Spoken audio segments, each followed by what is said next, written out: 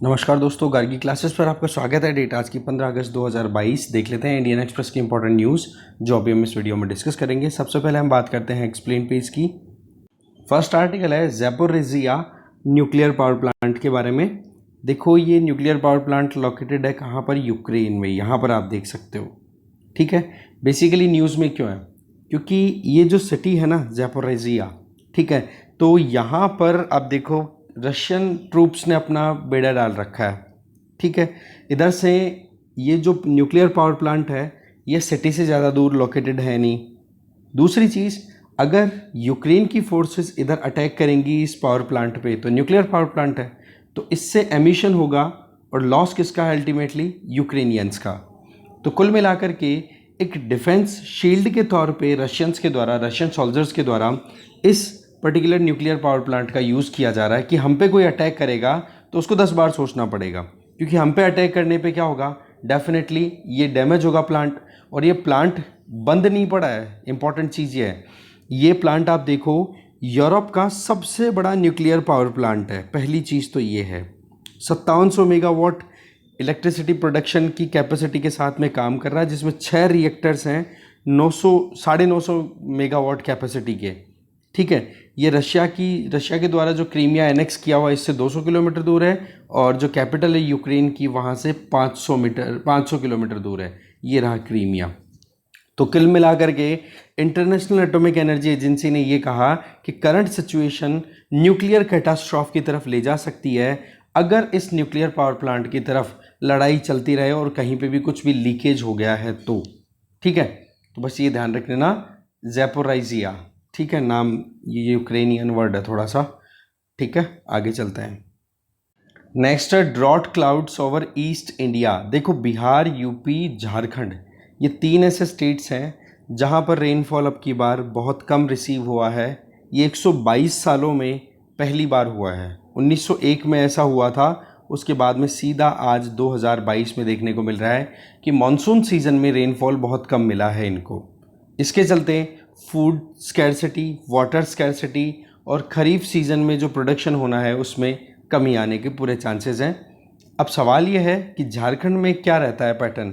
देखो, monsoon season में अगर 4 महीनों की बात करें, जून, जुलाई, अगस्त, सितंबर, तो 650.2 mm के लगभग रेनफॉल रिसीव होता है। अब की बार कितना हुआ है? केवल 395.8 mm।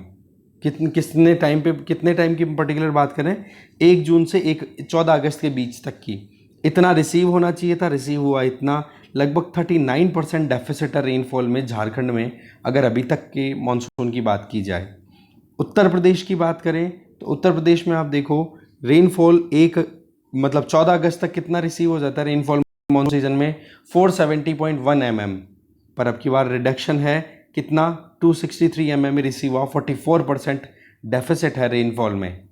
बिहार की बात करें, बिहार जो कि गंगा और इसके ट्रिब्यूटरीज के द्वारा फ्लड से बिल्कुल चारों तरफ से लबालब पानी से भर जाता है, अब की बार यहाँ पर भी नॉर्मल सी सिचुएशन देखने को मिल रही है। रेनफॉल 14 अगस्त तक रिसीव हो जाता है मॉनसून सीजन में 628.1 mm, जो कि अब की बार रिसीव हुआ 385.7 mm, जो कि 39% डेफिसिट देखने को मिल रहा है। इसके अलावा झारखंड की बात करें तो देखो, जून, जुलाई, अगस्त, ये 3 महीने ऐसे होते हैं जहां पर अच्छी खासी रेनफॉल रिसीव होती है झारखंड में। तो इसमें आप देखो 31% के लगभग रेनफॉल रिसीव होता है, 28% के लगभग रेनफॉल रिसीव होता है जुलाई एंड अगस्त में। पर दोनों महीनों में रेनफॉल अब की बार कम रिसीव हुआ है। और वैसे झारखंड की बात करें तो जितना रेनफॉल पूरे साल में रिसीव होता है उसका 84% रेनफॉल झारखंड रिसीव कर लेता है केवल मानसून में। तो आप देखो कितनी ज़्यादा डिपेंडेंसी है, जबकि रेनफॉल में कमी देखने को मिल रही है। सेम चीज़ आप यूपी पे अप्लाई कर सकते हो कि मानसून की अगर बात करें तो आप देखो जितना रेनफॉल यूपी में रिसीव होता है टोटल पूरे साल में, उतने का लगभग 89% रेनफॉल रिसीव हो जाता है इस मानसून सीजन में। ठीक है, और उसमें भी आप देखोगे ना तो जुलाई अगस्त दोनों में अच्छा खासा, जुलाई में कितना रेनफॉल रिसीव होता है? 34%, 31% अगस्त में। अब की बार बोले ये रेनफॉल कम होने की वजह से जो मानसून पर डिपेंडेंसी है, क्योंकि यूपी को 89% रेनफॉल मानसून के टाइम पे मिलता है, तो यहाँ पर भी नुकसान हो रहा है। फिर हम बिहार की बात करें तो देखो यहाँ पर जुलाई में 33% रेनफॉल रिसीव होता है, जितना रेनफॉल बिहार को रिसीव करना होता है पूरे साल में, और 28% अगस्त में। पर अब की बार रेनफॉल जो है वो बहुत कम हुआ है। अब आप देखो कि टोटल जो रेनफॉल होता है एनुअली, उसका 85% मानसून सीजन में रिसीव होता है। तो इस तरीके से ये तीनों स्टेट्स 84% से ज़्यादा रेनफॉल रिसीव करता है मानसून टाइम पे। और आप देख सकते हो कि इन तीनों में ही डेफिसिट देखने को मिल रही है। तो ये एक चिंता का कारण अपने आप में है।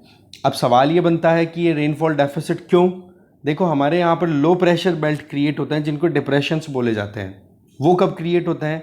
जब समर्स के टाइम पे हाई टेम्परेचर बनता है, और हाई टेम्परेचर की वजह से हवाएं लिफ्ट होती है, अपलिफ्ट होती हैं, और नीचे लो प्रेशर बेल्ट क्रिएट होता है, जो कि अरेबियन सी और बे ऑफ बंगाल की तरफ से अपनी हवाओं को खींचता है, जिनमें मॉइस्चर होता है।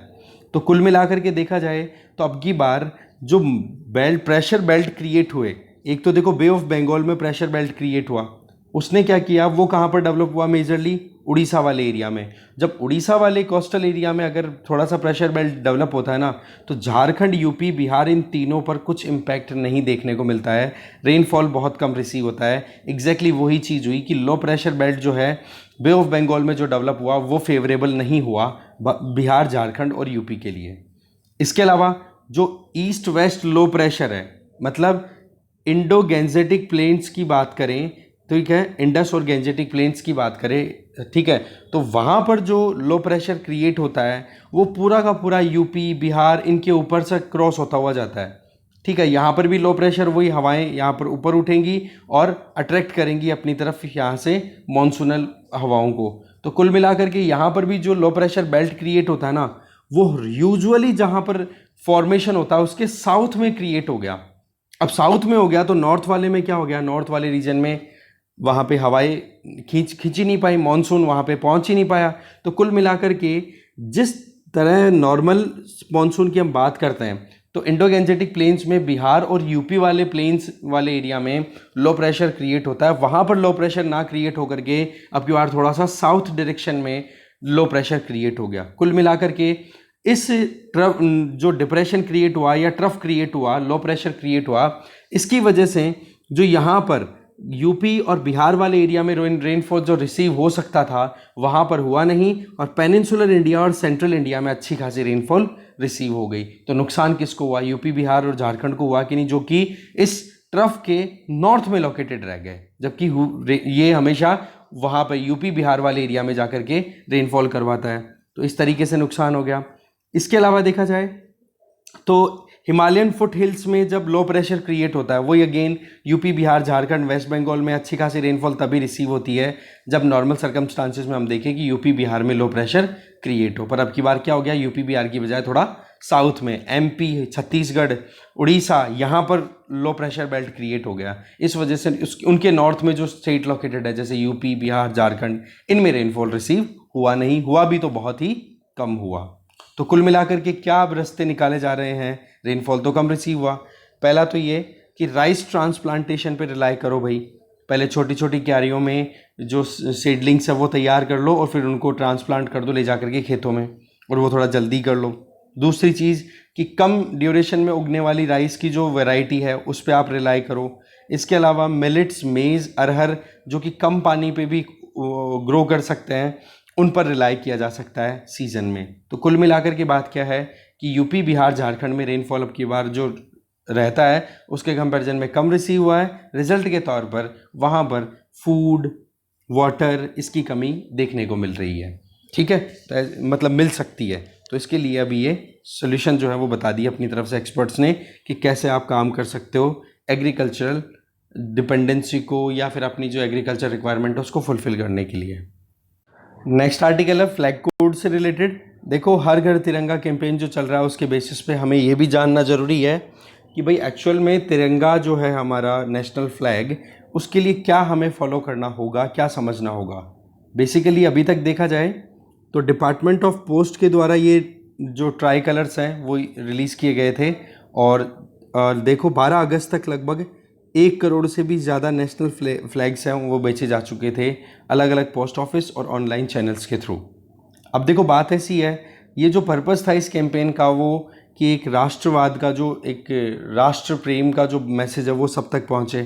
ठीक है, जो आप देख सकते हो कि राष्ट्र प्रेम की अगर भावना नेशनल फ्लैग के थ्रू जा रही है तो ट्राई कलर की इज्जत भी होनी चाहिए, डिग्निटी भी मेंटेन करनी चाहिए। तो उसके लिए क्या हमारे पास में कोई लॉ अवेलेबल है? तो आंसर है insult to national honours act, prevention of insult to national honours act of 1971, और इसके अंडर में नेशनल जो फ्लैग कोड ऑफ इंडिया 2002 है वो अवेलेबल है। तो ये दोनों हमारे पास में रूल्स एंड रेगुलेशंस अवेलेबल हैं जिनके बेसिस पे ट्राई कलर को होस्ट किया जा सकता है और उसकी डिग्निटी मेंटेन रखी जा सकती है। वैसे देखा जाए तो ये जो फ्लैग कोड इंडिया 2002 का जो कोड है, इसके हिसाब से क्या प्रोविज़न किया हुआ है कि कोई भी पर्सन, ऑर्गेनाइजेशन, प्राइवेट या पब्लिक अथॉरिटी, एजुकेशनल इंस्टीट्यूट, ठीक है, वो अपने यहाँ पर ट्राई कलर को होस्ट कर सकता है हर दिन और हर ओकेजन, मतलब सारे ओकेजन, सारे दिनों में, बिना किसी प्रॉब्लम के। बस डिग्निटी ध्यान रखने की ज़रूरत है, ऑनर मेंटेन रखना ज़रूरी है नेशनल फ्लैग का। ऐसे नहीं कि आप उसकी बेइज्जती कर रहे हो, कटा हुआ है, कहीं से डैमेज्ड है, फिर भी आप फ्लैग को आपके खुद के घर से अनफ्लर कर रहे हो, वो सारी चीज़ें। तो क्वेश्चन ये आता है कि क्या हमारे फ्लैग की डिज़ाइन है। देखो, एक तो ये है कि लेंथ और जो हाइट या विड्थ मानो, ठीक है, ये तो हो गई लेंथ और ये हो गई विड्थ, ठीक है, लेंथ और विड्थ, ये 3:2 के रेशियो में चलेगा, जिससे कि एक रेक्टेंगुलर शेप में आ जाए। ठीक है, स्क्वायर या कोई दूसरी शेप में नहीं है, हमारा फ्लैग रेक्टेंगुलर शेप में है, 3:2। ठीक है, और साथ में ये भी कि फ्लैग बना हुआ किसका हो सकता है? हाथों से भी बना हो सकता है, मशीन मेड भी हो सकता है, कॉटन, पॉलिस्टर, वूल, सिल्क, खादी, इनसे किसी से भी बना हुआ हो सकता है, कोई प्रॉब्लम है नहीं। ठीक है, फ्लैग जो है वो ओपन स्पेस में भी लोकेट किया जा सकता है, किसी के घर पे भी, और कोई भी पब्लिक प्लेस है वहाँ पर भी आराम से डे और नाइट में चल सकता है, उसमें कोई इशू नहीं है। 2002 के जो लॉज हैं उनके अकॉर्डिंग हम बात कर रहे हैं। अगर फ्लैग डैमेज हो जाए तो देखो, डैमेज हो जाए तो विद ऑनर उसको सही तरीके से प्राइवेटली आप उसको डिस्पोज कर सकते हो, जैसे बर्न करने के लिए बोला जाता है, और आप बरी भी कर सकते हो। ठीक है, पर वही चीज़ है कि किसी को दिखना नहीं चाहिए, राइट, क्योंकि फिर वही चीज़ है कि आप गलत मैसेज देना चाहोगे अगर आप खुले में आप ट्राई कलर को बर्न करोगे, तो वो एक चीज़ नहीं होती, फिर ऑनर कहाँ रहा, डिग्निटी कहाँ रहा। तो कुल मिलाकर के डैमेज्ड फ्लैग है वो नहीं आप यूज़ करोगे, या फिर आप फहराओगे नहीं, या फिर आप देख सकते हो कि दूसरा जो फ्लैग है, जैसे मान लो कि नेशनल फ्लैग तो है, उसके अलावा कोई दूसरा एक और फ्लैग है या कोई और ऑब्जेक्ट है, तो वो ऑब्जेक्ट नेशनल फ्लैग से कम हाइट पे होना चाहिए, पहली चीज़। दूसरी चीज़ कि जिस मास्ट का मतलब जिस लकड़ी पे या फिर जो भी आपका पोल है जिस पे आपने नेशनल फ्लैग को होस्ट किया है, उस पोल पर दूसरा कुछ और ऑब्जेक्ट आप नहीं माउंट कर सकते हो। समझ गए? इसके लिए आपको अलग से ही ऑब्जेक्ट तैयार करना पड़ेगा। ओके, इसके अलावा मतलब ये देखा जाए कि क्या कोई हमारे जैसे कपड़ों में डिज़ाइन डलवा सकता है नेशनल फ्लैग की, तो इसको फॉरबिडन किया हुआ है। नेशनल फ्लैग का थोड़ा सा पोर्शन भी कॉस्ट्यूम या यूनिफॉर्म का पार्ट नहीं बन सकता, साफ साफ मना किया हुआ है। ठीक है, व्हीकल्स की बात करें तो देखो, president, prime minister, vice president, governor और अदर डिग्निटरीज, वो तो देखो अपने व्हीकल्स पे आराम से लगा सकते हैं, उनके तो लगते भी हैं। पर सवाल ये आती है कि क्या फ्लैग को कोई अपनी गाड़ी पे ऐसे लगा सकता है? जी नहीं, ये तो अभी क्या स्पेशल ओकेजन है, इसलिए अप्रूवल मिला हुआ है, जो हर घर तिरंगा कैंपेन चल रहा है उसके बेसिस पे। इसके अलावा फ्लैग जो है वो किसी भी कार की साइड को कवर करते हुए यूज़ नहीं किया जा सकता है।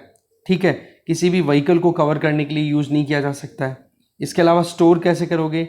देखो, इसका सही तरीका ये है कि डैमेज है तब तो देखो सीधी सी बात है, इसको बिल्कुल सही तरीके से प्राइवेटली आप इसको बर्न कर सकते हो, डिस्ट्रॉय कर सकते हो, पर किसी को पता नहीं पड़ना चाहिए, किसी को दिखा करके नहीं। ठीक है, प्रेफरेंस है बर्निंग। इसका मतलब ये नहीं है कि आप, और दूसरी चीज़ बर्न कर दिया, ठीक है, प्राइवेटली करोगे आप। और इसके अलावा ग्राउंड या फ्लोर या वाटर, मतलब तैरते हुए पानी में, गंदे पानी में ऐसे पड़ा हुआ मिल गया तो फिर पनिशमेंट है। सवाल ये है कि पनिशमेंट क्या है? जो prevention of insult to national honour act है 1971, उसमें दिए हुए प्रोविज़न को अगर कोई फॉलो नहीं करता है तो पनिशमेंट, देखो पनिशमेंट सिंपल सा है, 3 साल तक की सज़ा हो सकती है, फाइन भी लग सकता है, या दोनों लग सकता है। ये है इसका पनिशमेंट। तो इसको प्रॉपर मैनर में जो हर घर तिरंगा है तो उसके लिए अपने को डिग्निटी भी अपने को मेंटेन रखनी ज़रूरी है हमारे नेशनल फ्लैग की। आगे चलते हैं। नेक्स्ट है कॉन्स्टिट्यूएंट असेंबली ने फ्लैग को कब अडॉप्ट किया था। देखो नेशनल फ्लैग जो है, जो आज हम पूरे देश में देख रहे हैं, 75 साल हमारे इंडिपेंडेंस के कंप्लीट हो गए हैं, 76th इंडिपेंडेंस डे आज हमने ऑब्जर्व किया है। तो देखो 22 जुलाई 1947 को कॉन्स्टिट्यूएंट असेंबली ने ये झंडा जो था इसको अडॉप्ट कर लिया था। ये डेट याद रखोगे, 22 जुलाई 1947 को। और इससे संबंधित जो रेजोल्यूशन था वो first prime minister of India Pandit Jawaharlal Nehru ji ने इंट्रोड्यूस किया था, जिसमें उन्होंने कहा था कि 3 हॉरिजॉन्टल स्ट्रिप्स होंगी, ऊपर सेफ्रॉन जो कि केसरी होगी, बीच में हो गया वाइट और नीचे हो गया ग्रीन।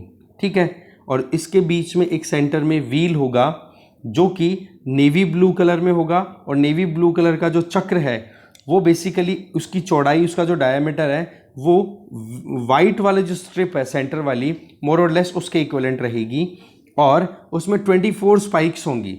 ठीक है, पहली चीज़। इसके अलावा देखा जाए तो व्हील जो है वो कहाँ से ड्रॉन है, वो आइडिया देखो, जो सारनाथ का जो लाइन कैपिटल है, अशोक स्तंभ जो है ना सारनाथ वाला, उसमें जो एबेकस जो है उसमें लोकेटेड जो व्हील है, उसी से ये आइडिया ड्रॉन है कि बोले ये हम जो है सेंटर में रखेंगे, धर्मचक्र परिवर्तन को जो शो करता है। ठीक है, और रेशियो आपको बताई दिया फ्लैग का कि विड्थ टू लेंथ रेशियो क्या रहेगा, 2:3। ठीक है, विड्थ ये हो गई, लेंथ ये हो गई। ठीक है, तो ये था। बाकी स्पीच जो था वो इतना काम का हमारे था नहीं, मेन काम की चीज़ हमने देख ली। आगे चलते हैं। एक न्यूज़ यहाँ पर भी है इम्पोर्टेंट, पेज और पीछे है थोड़ी, वो है तालिबान ने देखो इंडिया से ये कहा है कि इंडिया ने जो ऑलरेडी प्रोजेक्ट्स कंटिन्यू कर रखे थे पिछले साल जब तालिबान ने टेक ओवर किया था 15 अगस्त 2021 को, तब इंडिया हमें विड्रॉ करना पड़ा था, सीधी सी बात है, तालिबान ने टेक ओवर किया था। तो ऐसे में प्रोजेक्ट्स जो थे वो होल्ड पे रह गए थे। तो ऐसे में एक प्रोजेक्ट है जिसका नाम है शहतूत डैम। ये जो शहतूत डैम है, इस प्रोजेक्ट को कंप्लीट करवाने की रिक्वेस्ट डाली है तालिबान ने कि इंडिया इस प्रोजेक्ट को कंप्लीट करके दे हमें, जिससे कि हम हमारी रिक्वायरमेंट्स को पूरा कर सकें।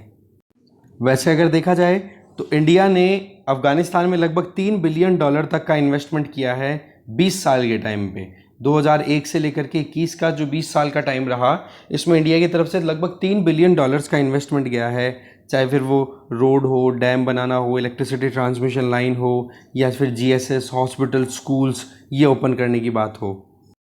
फिर बात आती है चाबार पोर्ट, जो कि ईरान के थ्रू, हम इंडिया से ईरान के थ्रू अफ़गानिस्तान में कनेक्टिविटी देना चाह रहे थे, जिससे कि पाकिस्तान को बाईपास करें। अब तालिबान के टेक ओवर करने के बाद में चाबार पोर्ट भी ठंडे बस्ते में चला गया, क्योंकि बातचीत कैसे करेंगे, वो मेन टारगेट तो अफ़गानिस्तान से कनेक्टिविटी इंश्योर करनी थी। बट तालिबान है ना, वो अपनी तरफ से कोशिश कर रहा है कि चाबार पोर्ट के लिए ट्राईलेटरल कॉन्वर्सेशन रीस्टार्ट की जाए इंडिया, ईरान और अफ़गानिस्तान के बीच में। इसके अलावा आपको पता है गैस पाइपलाइन भी अप्रूव्ड है, प्रपोज्ड है, पर वो अभी तक काम में नहीं आ रही है। एक तो तुर्कमेनिस्तान से जो गैस निकलती है, ठीक है, वो जो है नेचुरल गैस हम इंडिया तक पहुंचा सकते हैं। अफ़गानिस्तान, पाकिस्तान, इंडिया, तापी करके ये पाइपलाइन प्रोजेक्ट है, तालिबान इसको भी इम्प्लीमेंट करना चाहता है, इसको भी रिवाइव करना चाहता है। फिर बात आती है कश्मीर मुद्दे पर, तो तालिबान की गवर्नमेंट ने अभी तक तो सीधा सा अपना एक पॉलिसी स्टेटमेंट दे रखा है कि किसी भी दूसरे नेशन के इंटरनल मैटर्स पर हम हमारी तरफ से कोई दखल नहीं देंगे।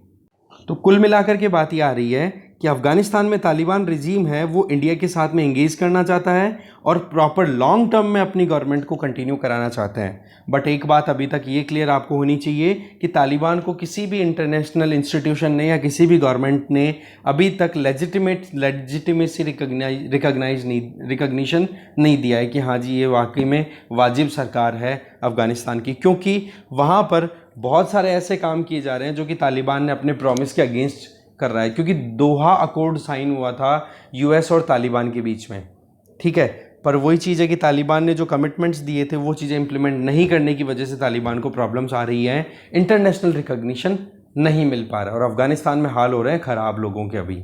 ठीक है, आगे चलते हैं। नेक्स्ट है, हम इकोनॉमी पेज पे आ गए हैं। देखो, फाइनेंस मिनिस्ट्री जल्दी ही एग्जम्पशन फ्री टैक्स रिजीम लाने वाली है।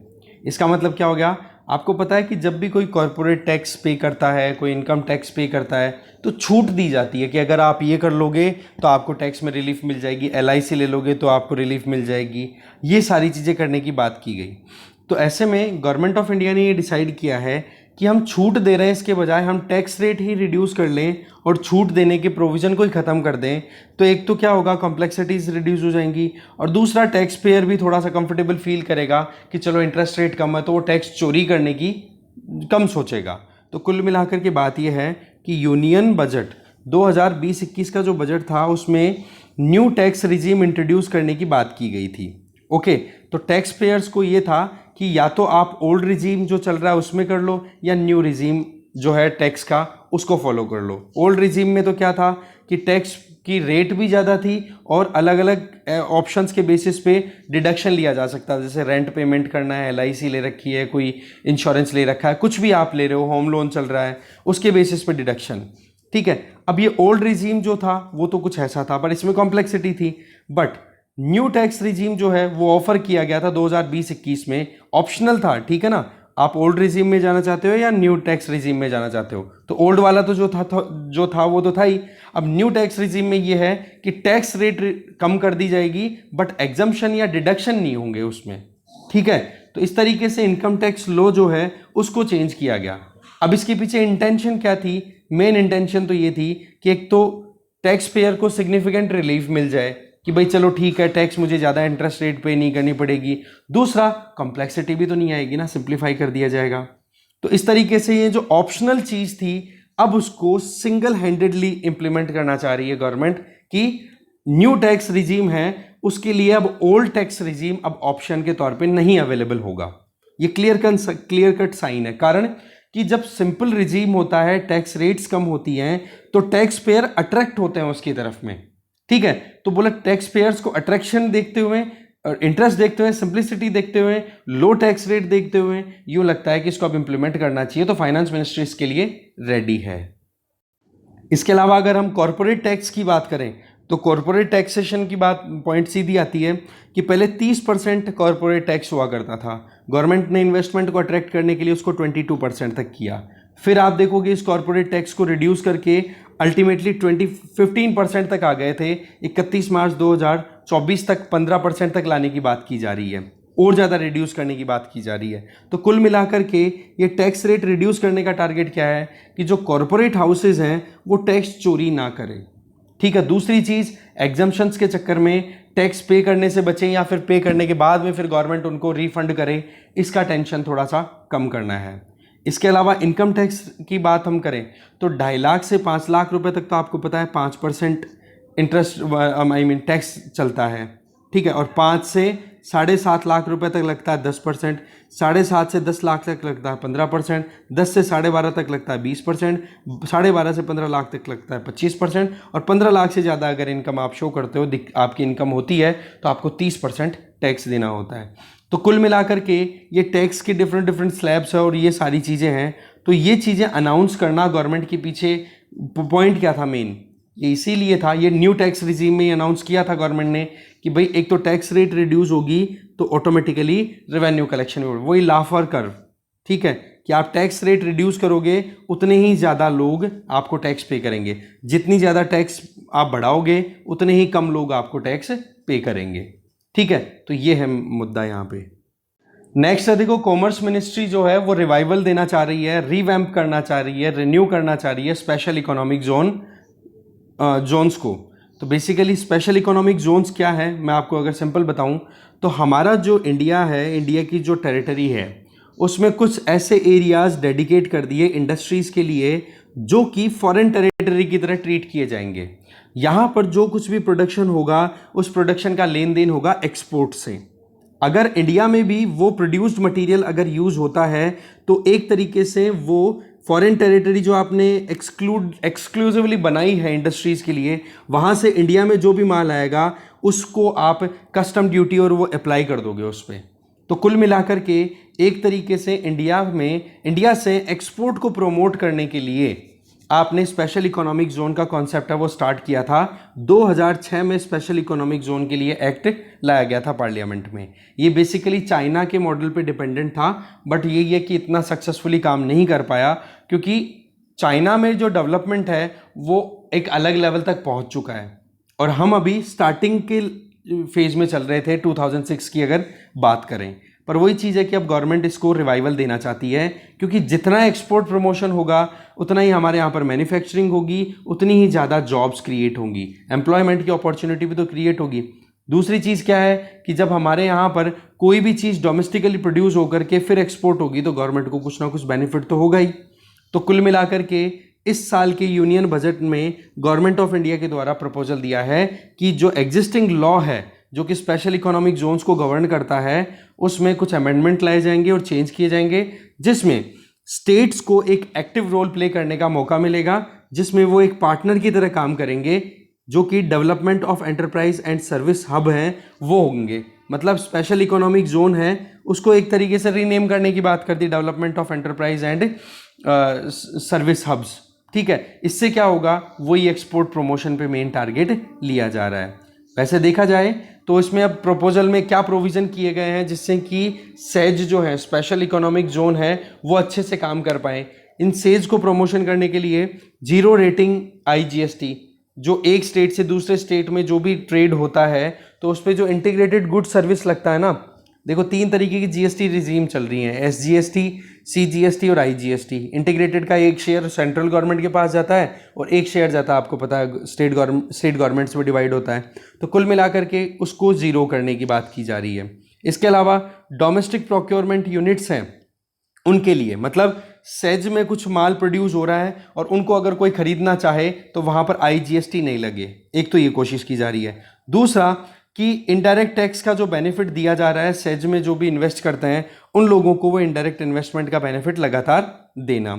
इसके अलावा कैपिटल गुड्स हैं उनको जल्दी से जल्दी क्लियरेंस देना और जल्दी से जल्दी आप कह सकते हैं ना कि मिनिमम टैरिफ के बेसिस पे एक्सपोर्ट को प्रमोट करवाना। इसके अलावा आप देखो कि जब आप ये देख सकते हो कॉर्पोरेट टैक्स रेट है वो 15% तक लाने की बात की जा रही है, जो कि प्रीवियसली हमने देख लिया अभी पीछे आर्टिकल में कि कॉर्पोरेट टैक्स को 15% तक लाने की गवर्नमेंट की पूरी मंशा है 2024 तक। तो कुल मिलाकर के इन्वेस्टमेंट अट्रैक्ट होगा और यहाँ पर गवर्नमेंट के रूल रेगुलेशन भी ज़्यादा नहीं अप्लाई होंगे। तो ऐसे में कोई भी फॉरेन कंपनी अगर इंडिया में आकर के FDI के तौर पे इन्वेस्ट करे और फिर काम करे तो इंडिया के लिए तो बेनिफिट है। 2006 के लॉ के स्पेशल इकोनॉमिक जोन एक्ट के अंडर में ये स्टैब्लिश हुए थे। काम था मैन्युफैक्चरिंग को प्रमोट करना, जॉब्स को प्रमोट करना, एक्सपोर्ट को प्रमोट करना। पर वही चीज़ है कि गवर्नमेंट के द्वारा, वो तो देखो UPA फर्स्ट गवर्नमेंट के द्वारा इंट्रोड्यूस हुआ था, फिर गवर्नमेंट के द्वारा कई ऐसे तरीके निकाले गए जिसके चलते वो स्पेशल इकोनॉमिक जोन्स हैं वो अपनी कहीं ना कहीं, कहते हैं ना कि एक जो शाइन थी वो वीक होने लग गई थी, वो जो पकड़ थी वो कमज़ोर पड़ने लग गई थी। एक तो कारण उसके पीछे था मिनिमम ऑल्टरनेट टैक्स, जिसमें क्या प्रोविज़न था कि अगर कोई कंपनी टैक्स स्लैब में नहीं आती है, टैक्स पे करने के स्लैब में नहीं आती है, तो वो कंपनी मिनिमम ऑल्टरनेट टैक्स जो फिक्स किया हुआ है 10%, 5%, 15% जो भी था, बोला उतना आपको टैक्स देना पड़ेगा। तो उसकी वजह से फिर वो टैक्स इम्पोज होना हो गया। भाई स्पेशल इकोनॉमिक जोन में कोई इन्वेस्ट करे फिर आप मिनिमम ऑल्टरनेट टैक्स वहाँ पर इम्पोज करो, तो वो तो डेफिनेटली यही दिखेगा ना कि यार पहले तो जीरो टैक्स की बात कर दी, अब आप टैक्स लगाते हो हमारे यहाँ पे, जबकि हमारे यहाँ पर अभी तक इतना इकोनॉमिकल एक्टिविटीज़ भी नहीं हो रही है जो कि हम टैक्स स्लैब में आए। दूसरा सनसेट क्लॉज डाल दिया गया था, ठीक है, कि मान लो कि जैसे कोई कंपनी है वो अगर स्टार्ट करती है अपना काम और उस कंपनी को फिर बंद होने का टाइम आ जाए तो उसके लिए क्या प्रोविज़न है, कैसे कैसे आउट होगी वो कंपनियां, तो वहाँ पर भी टैक्स इंसेंटिव जो देने थे, मतलब बंद होती हुई कंपनी को जो फ़ायदा पहुँचाना था वो भी बंद हो गए। बोले इस चक्कर से फिर स्पेशल इकोनॉमिक जोन्स का जो रेलेवेंस था वो कम हो गया।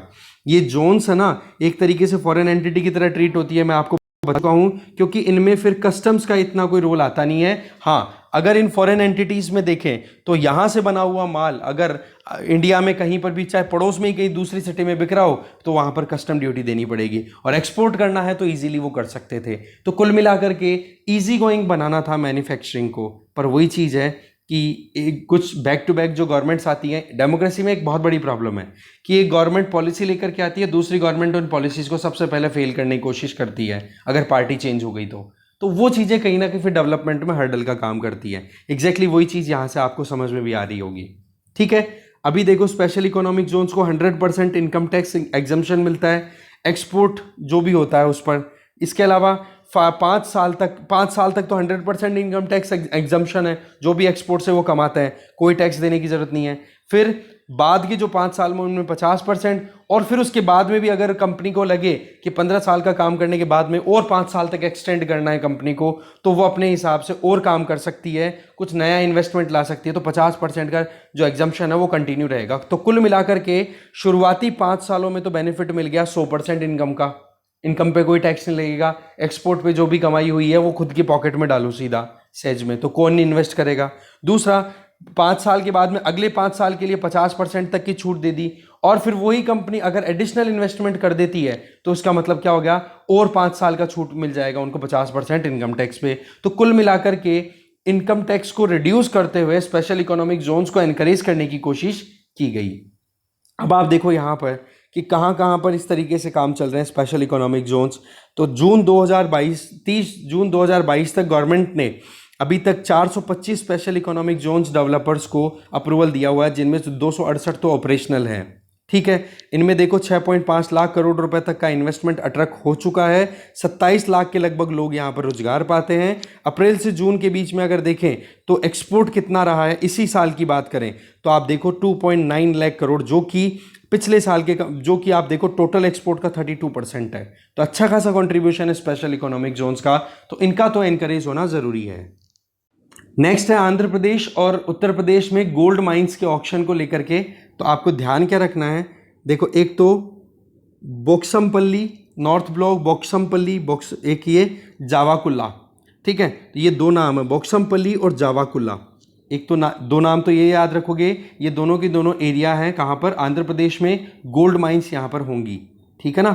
और इसके अलावा यूपी में बात करो तो यूपी में है सोना पहाड़ी ब्लॉक और धुरवा बियादंद ब्लॉक, जो कि दोनों के दोनों सोनभद्र में लोकेटेड है, ये यूपी में है। बेसिकली गोल्ड माइनिंग के लिए माइंस की ऑक्शन चल रही है, उससे रिलेटेड ये आर्टिकल था। पर ये क्वेश्चन आ सकता है कि रिसेंटली ये नेम थे कौन कौन से, ये नाम दे दिए भाई, बोक्समपल्ली नाम दे दिया, ठीक है, जावाकुला नाम दे दिया, सोना पहाड़ी नाम दे दिया, ध्रुव बियादंड बोल दिया, बोले ये रिसेंटली नाम न्यूज़ में थे, क्या है, तो ये गोल्ड माइंस हैं बेसिकली। ओके, और माइनिंग जो ये अलोकेट की जा रही है, जो कुछ भी ऑक्शन होगा, नीलामी होगी, ये माइनिंग एक्ट ऑफ 2015 के अंडर होने वाला है। ठीक है, तो इस डिस्कशन में जो भी कंटेंट था वो हमारा यहीं ख़त्म है। Thank you very much.